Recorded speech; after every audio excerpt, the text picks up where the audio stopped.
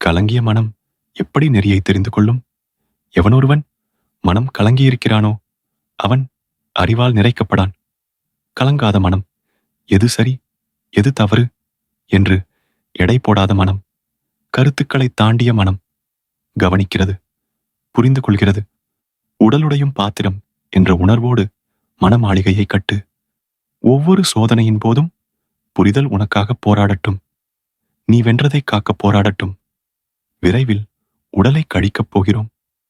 பிறகு உணர்வதற்கு என்ன இருக்கப் போகிறது? பயனற்ற கட்டையாக மண்ணில் கிடக்கப் போகிறது. அப்போது அதற்கு என்ன தெரியப் போகிறது? கவனிக்காமல் சேர்த்துள்ள உன்னுடைய எண்ணங்கள் உன் மோசமான எதிரியை விட உனக்கு ஆபத்தாகி போகும். ஆனால் கட்டுப்பாட்டில் வந்துவிட்டாலோ அதளவு யாரும் அவ்வளவு சகாயமாயிருக்க முடியாது. உன் தந்தை தாயும் கூடத்தான். மூன்றாவது கண். உனது இரு புருவங்களுக்கு மத்தியில் கவனம் வை. கண்களை மூடு. உனது இரு கண்களையும் இரண்டு புருவங்களுக்கும் மத்தியில் குவி. இரண்டு கண்களாலும் நீ பார்ப்பதைப் போல அதில் முழு கவனத்தையும் கொடு.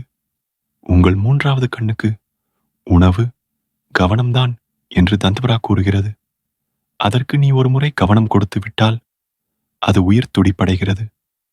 மூன்றாவது கண்ணை நோக்கும் போது உன் எண்ணங்களுக்கு நீ ஒரு சாட்சி பாவமாக மாறுகிறாய்.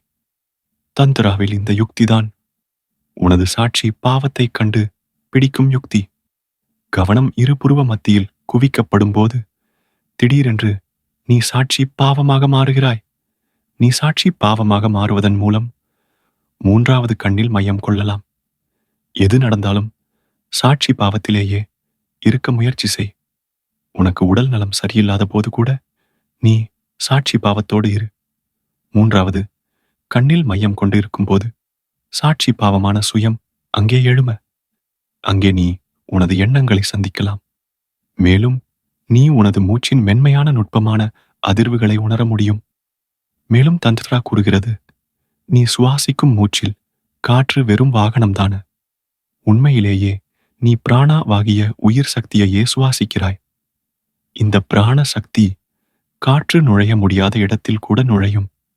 ஒரு முறை உன்னால் பிராணாவை உறிஞ்ச முடியும் என்று தெரிந்துவிட்டால் பல ஆண்டுகளுக்கு நீ சமாதி நிலைக்கு போய்விட முடியும். புருவங்களுக்கு மத்தியில் நீ குவிந்திருக்கையில் மூச்சின் முக்கிய சத்தை பிராணாவை உணர முடியும். அப்போது அந்த பிராண சக்தி உன் தலை முழுவதும் நிரம்பட்டும். இப்போது அந்த பிராண சக்தி தலையின் உச்சியிலும் சகசிராகாரம் ஒளியால் கொட்டட்டும். மூன்றாவது கண்ணில்தான் உங்கள் கற்பனை சக்தியுள்ளதாக ஆகிறது, உருவாகக்கூடியதாகிறது. உங்கள் கற்பனையும் நிஜமும் வெவ்வேறு விஷயங்கள் அல்ல. கற்பனையே நிஜம். கற்பனை செய். கனவிற்கும் உண்மைக்கும் எந்த இடைவெளியும் அங்கு இல்லை. அதனால்தான் ஆதிசங்கரர் இந்த முழு உலகமும் தெய்வீகத்தினுடைய கனவு அல்லாமல் வேறொன்றும் இல்லை என்கிறார். புத்தர் கூறுகிறார், நீ மூன்றாவது கண்ணில் மையம் கொண்டால் உனது கனவுகள் எல்லாம் நிஜமானவை ஆகிவிடும். அதோடு நிஜமானவை எல்லாம் கனவு போல் ஆகிவிடும். மனமும் தியானமும். பல மக்கள் என்னிடம் தியானம் செய்வதற்காக வருகிறார்கள். ஆனால் அவர்கள் தியானம் செய்ய துவங்கியவுடன் மேலும் அதிக இறுக்கமடைகிறார்கள். அவர்கள், நாங்கள் இதற்கு முன்பு இவ்வளவு இறுக்கமாக இவ்வளவு கவலையுடன் இருந்ததில்லை.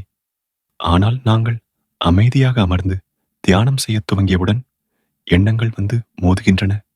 அவை உள்ளே குவிகின்றன என்று கூறுகின்றனர். உன்னுடைய இருப்பின் ஒவ்வொரு கணத்திலும் எண்ணங்கள் உனக்குள் வந்து குவிகின்றன. நீ எப்பொழுது அமைதியாக அமர்கிறாயோ அப்பொழுது நீ அதை உணர்கிறாய்.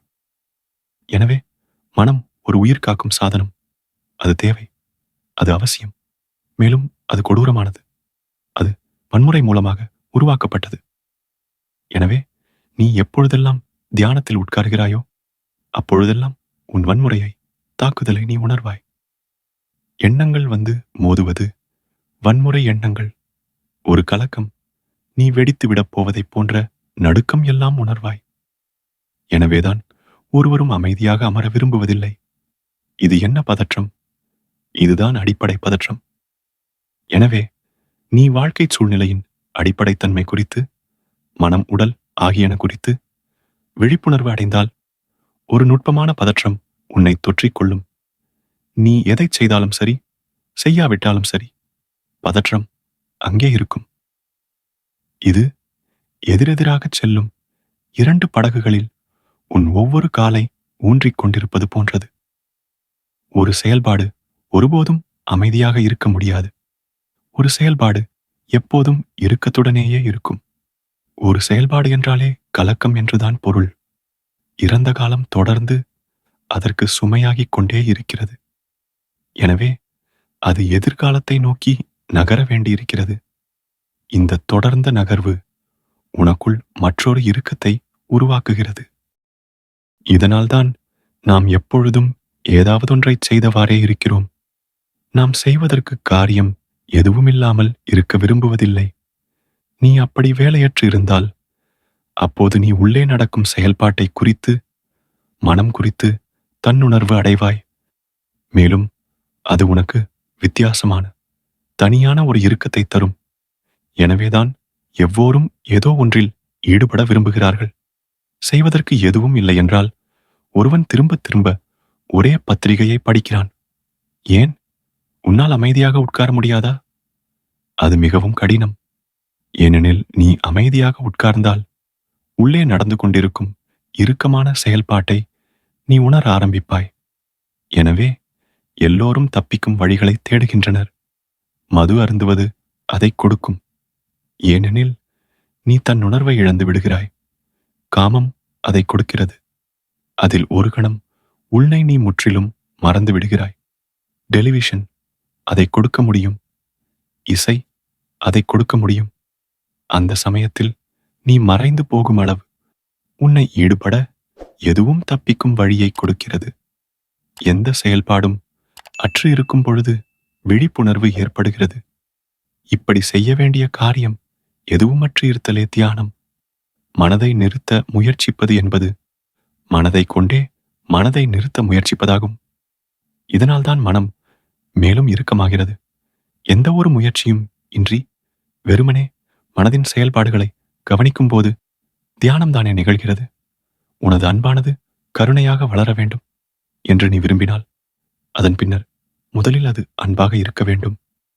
நீ வெறுமனே அது அன்பு என்று நம்பிக்கொண்டிருக்க முடியாது. தாமரை மலர்களின் விதையை விதைத்து விட்டு அங்கே ரோஜாக்கள் மலரும் என்று நீ நம்பிக்கொண்டிருக்கிறாய். விதைகளுக்குள் என்ன மறைந்திருந்தது என்பதை உனது மலர்கள் காட்டிவிடும்.